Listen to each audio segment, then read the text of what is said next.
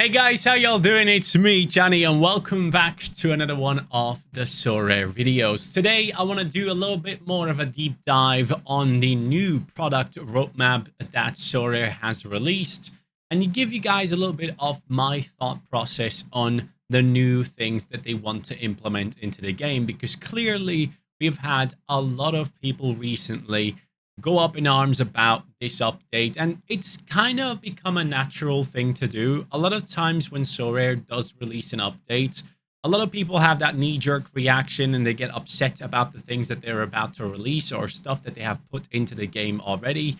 But I feel like this time could be a bit different. Now, I might be completely wrong on that, but I personally feel like Sorare are making a little bit of a mistake when it comes to just like 10% of the roadmap update, and 90% is totally fine. So bear with me here and let's have healthy discussions in the comments down below. I would really like to see what you guys think of this. First of all, I want to go straight into Nicolas Julia, his tweet. I think I will make this a little bit bigger for you guys. He said, big roadmap update, the 3 directions I gave to the team.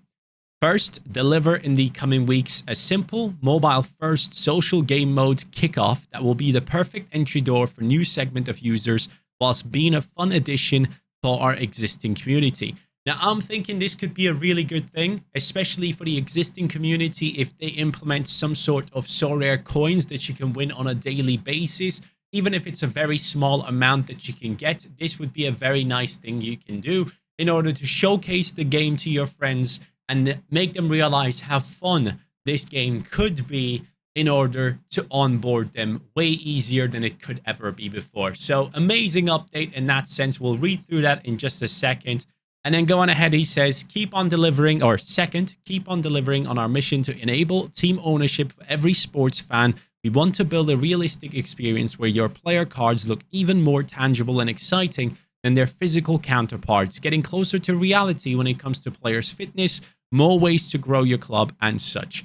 And then third, deliver cash wallet during the summer. Now, at this stage, I was kind of hoping that we'd get the cash wallet. I think at latest, it should be whenever the Premier League season launches. So hopefully at that point, we will have the cash wallet implemented.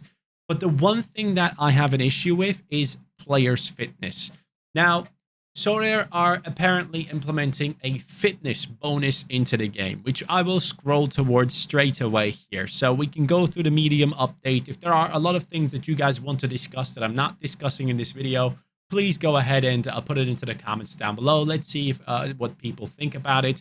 But generally speaking, as we scroll down here, we have the new kickoff mode, which apparently will allow you to be on the game mode on the phone on a daily, and to be able to win against your friends. I don't know what that winning entitles. What do you get from it? We don't know yet, so I'm excited to see what that means. And then the cash wallet launch there as well.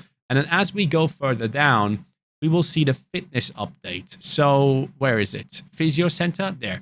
In your Physio Center, you can manage your players' fitness by speeding up the fitness recovery of your players' cards. Fitness is a new card bonus that is part of our larger bonus restructure.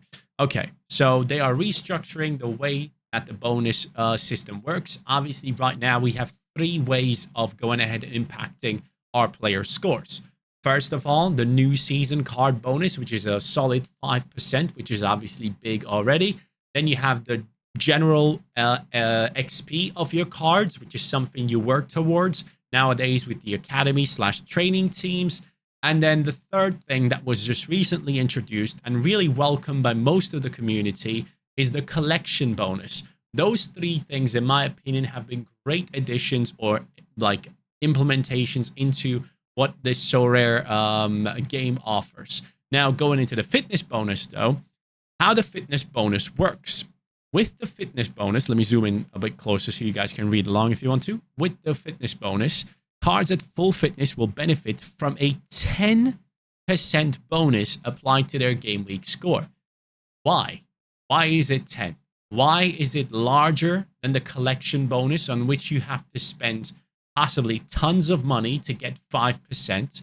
Why are we getting an easy 10% upon the score of our players just giving to us like that? Now, this at the same time obviously means it's a level playing field. And according to how this article is worded, there's one clear thing that really bothers me here. So if we read through it, fitness bonuses range from 0 to 10%. All players' cards start with 10%, and a player's card's fitness bonus only decreases if the card is included in a game week lineup and starts or subs for their team in that particular game week. So I'm assuming if your player starts, they will lose more fitness. If they get subbed in, they lose less. I'm assuming that's going to be one detail that they're going to implement as we go into this, because it's interesting that they have gone ahead and named starts or subs here. I might be reading a little bit too much into it, but anyways, fitness bonuses increase for any player's cards that are not used during a game week. So let's say your player has 9% on him. You don't play him that next game week. You only put him into the academy.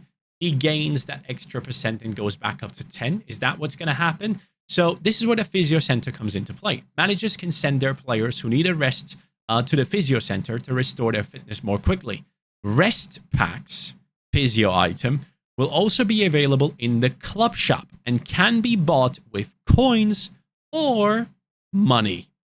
Of course, they were looking for a different revenue stream. They have implemented the market fees and all those things that obviously are not just revenue for them. I think some portion of it actually goes to the clubs and all that stuff. I don't know the details on it, but we obviously have had recent updates into the game that have impacted the way that, the revenue streams are multiplied for Sorare themselves instead of just going for auctions, right?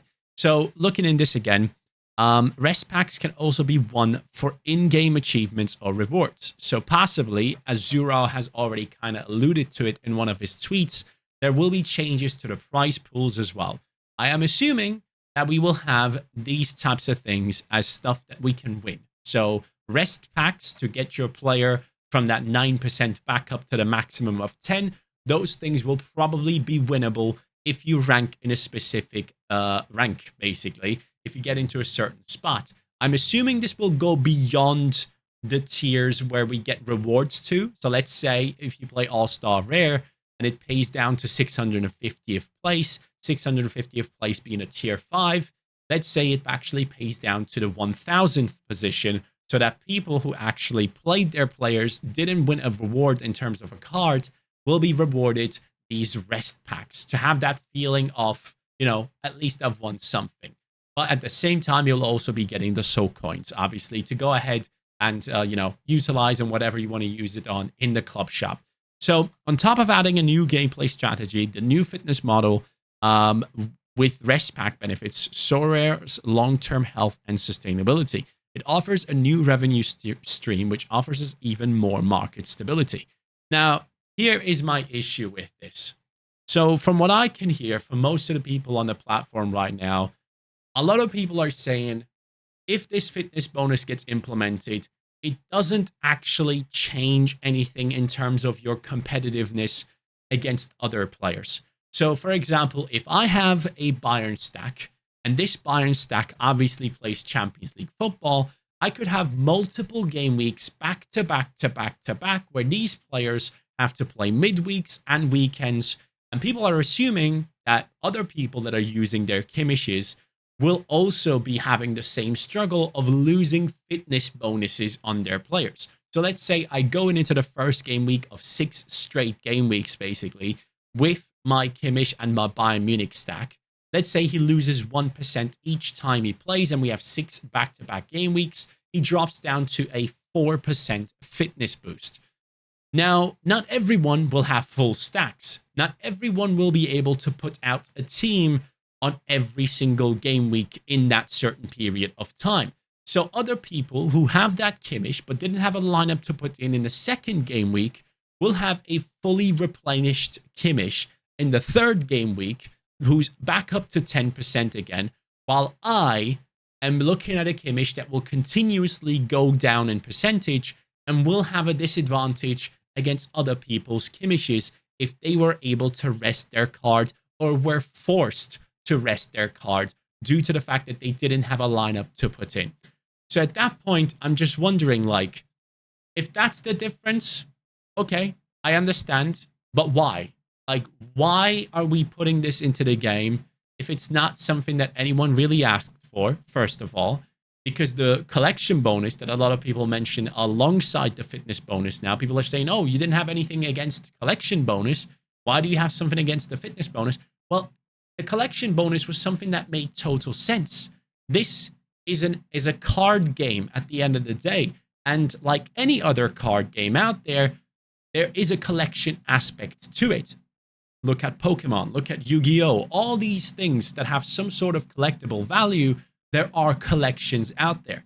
And the way that Sorare implemented this into the game, I think is an amazing thing. I think they have done a great job in incentivizing people to get more invested into those clubs and giving them something for it in return. I invested, like if we go into my gallery right here, you guys can see I have gone ahead and bought a bunch of Feyenoord cards, and I specifically focused on players who I think are going to be playing. I got Justin Bijlo, I got Gertruida just yesterday, I got Kilinci Hartman, Gernot Trauner alongside Gertruida in these latest purchases.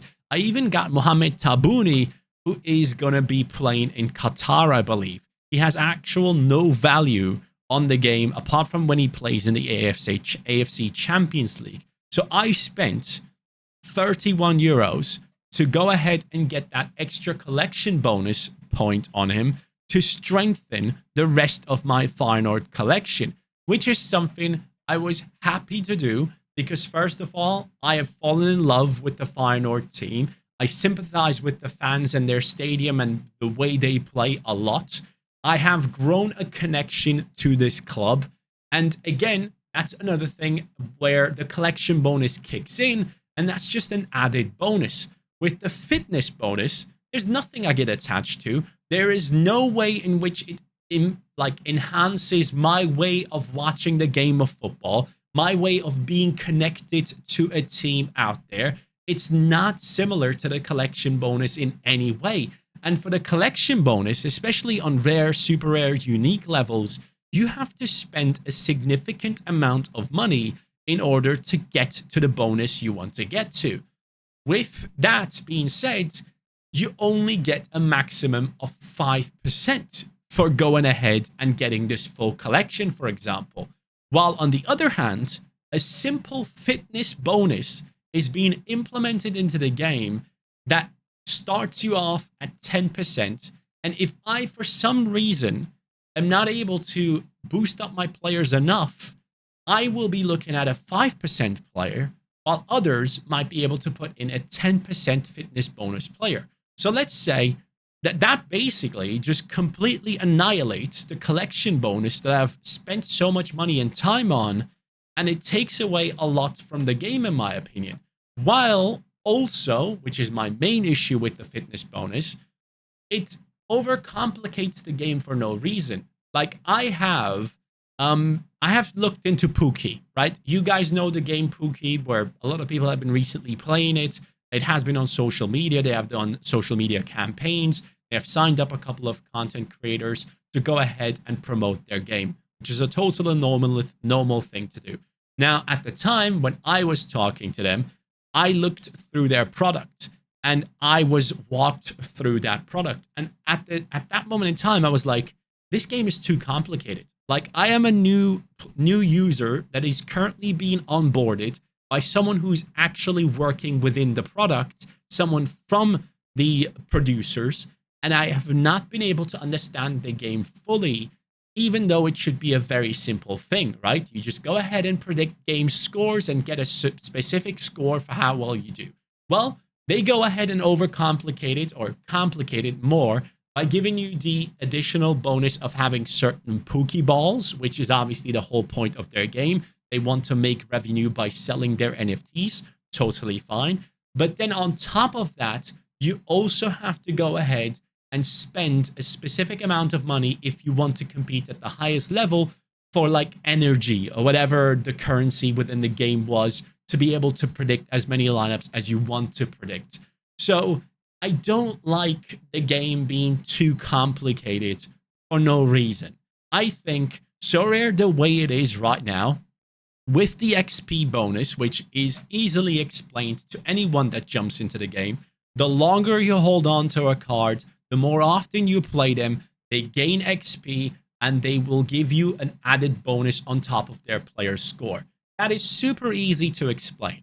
Then you have the collection bonus, which again, if you are into trading cards or generally know the concept of trading cards and collections, it makes total sense as to why something like this was implemented, and it is easily explained to anyone that is being onboarded into the game, in my opinion at least. This is much easier to understand than to go ahead and tell people, oh, we have on top of the XP, on top of the new season card bonus, on top of the collection bonus, we now have another thing that can give you 10% more than anything else, and more than any other bonus we have had so far.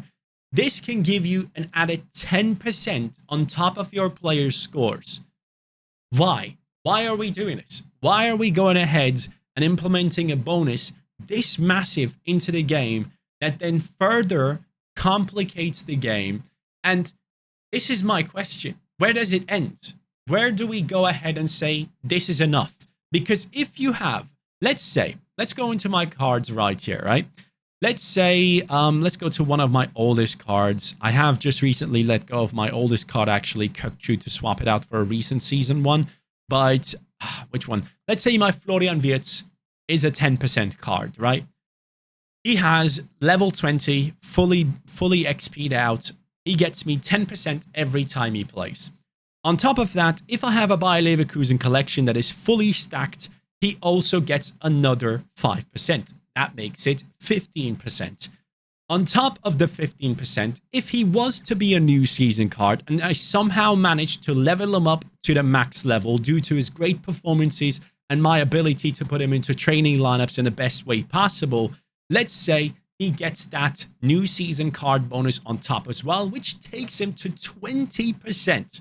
Which is already mind-blowing for a regular rare card, right? Which can be a massive advantage in like pro divisions. And then you go ahead and tell me all of a sudden I can put another 10% on top of this man's score. So I'm thinking, okay, so Florian Wirtz, if we go ahead into Florian Wirtz's score, right? Let's just go into the concepts here. Let me put in Florian Wirtz. And let's do this together. Forwards. Why does it not have him there? Let's go Global All-Star. All-Star Rare Pro. Does it only look for a midfielder card there? Anyways, okay, so let's put the midfielder card in, right? So we have the 5%, which is the new season bonus.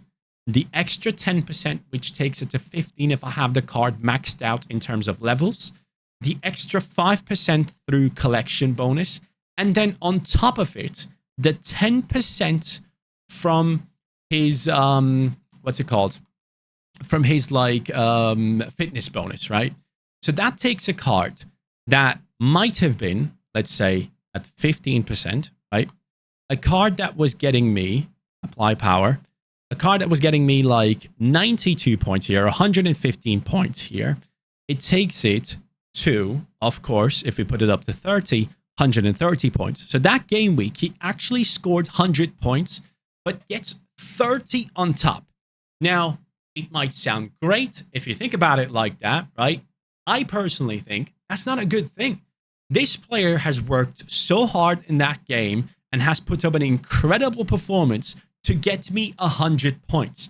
But I am now able to artificially enhance that past a level that I feel kind of comfortable with, that kind of feels somewhat still realistic. I go ahead and boost that score from 100 to 130, 125, 120, whatever it may be, considering the fitness bonus coming in as well and how well you treat your card with the collection bonus and all that stuff. I just feel like it's too much. Is that just me? And at the same time, if I then have a team of players that get me 500 points, right? Let's go ahead and try and find a team right here. Let's go Ter Stegen. I believe he had a great season, right? Ter Stegen had a lot of clean sheets. Let's bring in terms of defenders, I think Grimaldo was the easiest one that was getting hundreds a lot of times. So Grimaldo there. Midfield, let's not take Florian Wirtz. Let's put in Kimmich. Kimmich. Midfield, sorry. There we go. So Kimmich goes in there. In terms of forward, I think Mbappe is the easiest choice here for a lot of people in terms of reaching those hundreds. And then the extra, we can just go ahead and put in someone like Tadic, for example, right? So in the past year, can I get these scores showcased, please? Is there any way? Why are these not showcased? Right when I'm trying to make a point here. This is annoying. Oh, these players swap teams. That's why. Okay, so I can't use Grimaldo. I can't use Tadic. So who is at their club still that was getting high scores as a defender? It's a tough one. Let's go Schlotterbeck. I think he was getting insanely consistent scores and hasn't swapped teams. And then let's go for an extra. Who would I go for here? Extra Messi, for example, right? Let's go Messi. So if I put all these players in, okay, and we put the 5% in, these guys never play together? Surely not. Is it glitched out now? Oh, come on. I'm trying to make a point here, man. Anyways, so let's say we have a team like this that have insane scores, right? And I managed to get myself 500 points. Now, with the added fitness bonus and all the bonuses that we now have in the game, with people having built up their collection bonuses, this team all of a sudden goes from 500 to 550, 560, whatever. It goes up massively. And as a user that is not able to compete for the best rewards, I look up there and I see, wow, this guy's gotten 540 points with just a rare squad, just because he's doing all these extra things that I'm not willing to do. As a user on the lower end, will I ever be motivated enough to get to that top end and have to spend that much? That score of the 540 just seems so high to me. I think it will disencourage people from going ahead and playing the game and reinvesting and going ahead and improving their galleries. Now, any of these points I'm making might be completely wrong. Feel free to disagree and let me know in a civilized fashion in the comments down below. I'd happily read through what you guys have to say. But I think seeing a team like this that then goes ahead and hits 540 points, and you have multiple people over 500 points in just a rare or limited division, I can see that being a deterrent for people progressing in the game. At the same time, for new users, onboarding becomes very hard. Like it goes, I personally had a producer of an NFT game explain the game to me, but it had so many details that I had to think about, multiple levels of boosting my scores that were totally unnecessary in my mind, that were taking things too far and didn't make sense, to a point where I, as a new user, didn't want to get involved. So I'm thinking, is this something that Sorare really wants to do? Do we want to go ahead and overcomplicate the game for no reason? I have seen Dan come out and say that he thinks it's not necessarily overcomplicating it, but I think at times you just have to give these types of choices over to the community before we implement them. I'm not saying go ahead and get the green light from the community for everything that you do, because that's probably not the right thing. A lot of times, I personally, as a content creator, know best what my viewers actually want to watch without them actually knowing. A lot of times, my viewers will be asking for some certain type of content that I know, based on analytics, is not doing well, but then I make decisions to upload the content that they didn't necessarily want, but that actually does way better than the other content that they wanted on a performance view, right? This, again, I think in this case, it would make a lot of sense for Sorare to go ahead and ask for the community's feedback on it before implementing it. If you want to keep the fitness bonus, let's not have it be 10%. I am having to spend hundreds, if not thousands of euros on rare to super rare level to go ahead and get a specific bonus on my cards for the collection bonus, while others can just go ahead and get the 10% bonus on top. And if I have to play back-to-back game weeks, I either have to spend my soul coins or spend my my money to go ahead and be on the same level as other people that have the 10% bonus and didn't have teams to put out there for certain game weeks. I don't think it's what you want to do. Now, again, I could be completely wrong here, and you are free to disagree. Please let me know your thoughts in the comments down below. I personally think the rest of the update, as I mentioned to Nicholas in the tweet as well, I think they have done a great job. I love the fact that we can utilize XP and captaincy in the capped modes. It's actually more than I ever thought they would go ahead and utilize. But obviously the score threshold has been raised to 300.